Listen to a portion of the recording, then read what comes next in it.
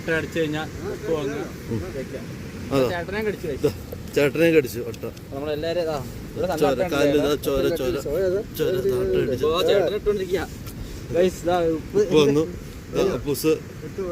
ഉപ്പിട്ട് തിരുമ്പ് ശരിക്കും തിരുമ്പ്. അതിന്റെ മേത്ത് വെച്ചിട്ട് തരില്ല ചേട്ടൻ. ഞങ്ങള്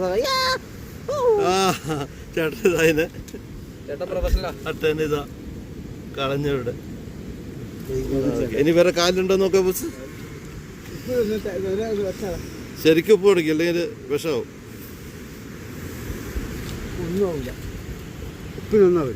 ഒന്നും ആവില്ല അല്ലേ?